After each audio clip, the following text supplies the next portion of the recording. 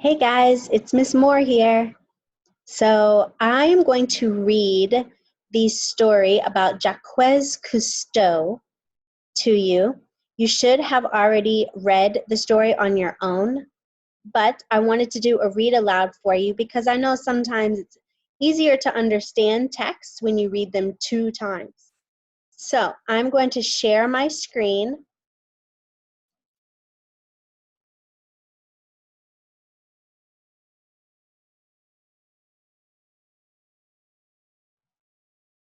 All right.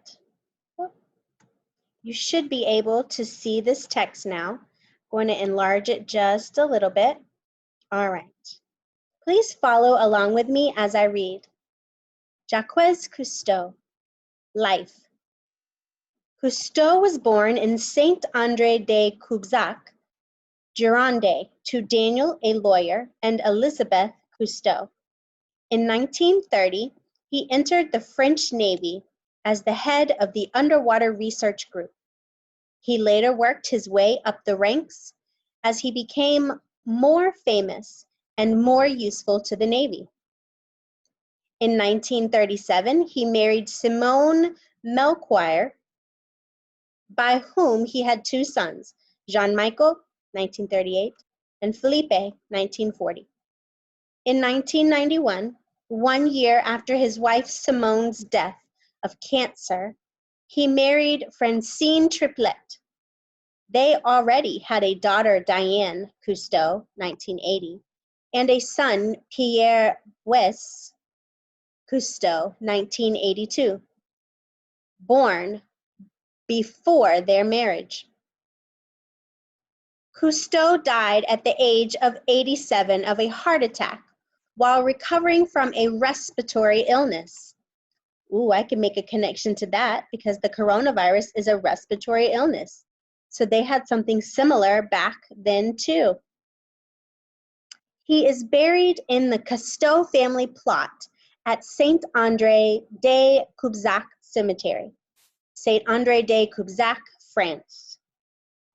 Marine exploration. Here's the caption that goes with this picture.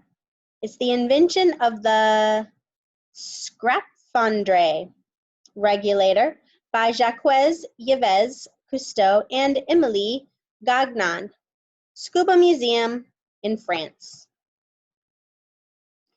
According to his first book, The Silent World, Cousteau started skin diving with a mask, snorkel, and fins in 1938. In 1943, he tried out the first prototype aqua lung, designed by Cousteau and Émilie Gagnon, which made lengthy underwater exploration possible for the first time. Before the abilities of porpoises were officially discovered, Cousteau suggested that they might exist.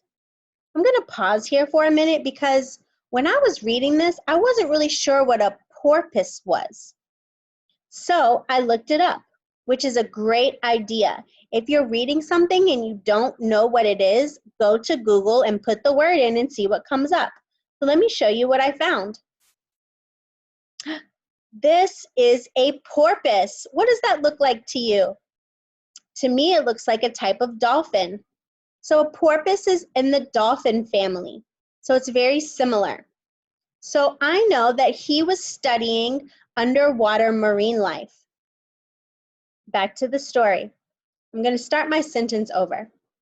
Before the abilities of porpoises or dolphins were officially discovered, Cousteau suggested that they might exist. In his first book, The Silent World, he reported that his research vessel, the Elie Monaire, was heading to the Straits of Gibraltar and noticed a group of porpoises following them. Cousteau changed course a few degrees off the optimal course to the center of the strait, and the porpoises followed for a few minutes, then diverged towards mid-channel again. It was obvious that they knew where the optimal course lay, even if the humans didn't. Cousteau concluded, or realized, that they had something like sonar, which was a relatively new feature on submarines. He was right. This is the Presidential Medal of Freedom that Jacques Cousteau earned. In October 1960, a large amount of radioactive waste was going to be discarded in the sea by the European Atomic Energy Community. Cousteau organized a publicity campaign which gained wide popular support. The train carried the waste was stopped by women and children sitting on the railway, and it was sent back to its origin. The risk was avoided. In 1973, along with his two sons and Frederick Hyman, he created the Cousteau Society for Protection of Ocean Life. Frederick Hyman being the first president. It now has more than 300,000 members. In 1977, together with Peter Scott, he received the UN International Environment Prize. In 1985, he received the Presidential Medal of Freedom from Ronald Reagan. 1992, he was invited to Rio de Janeiro, Brazil, for the United Nations International Conference for Environment and Development. And then he became a regular consultant for the UN and World Bank. Legacy. Oh, this looks like his gravestone. Says the vault of the Cousteau family in Saint André de Cubzac. So this is where he and his family are buried. Cousteau liked to call himself an oceanographic technician. He was, in reality, a sophisticated showman, teacher, and lover of nature. His work permitted many people to explore the resources of the ocean. His work also created a new kind of scientific communication. The simple way of sharing scientific concepts was soon employed in other disciplines and became one of the most important characteristics of modern TV broadcasting.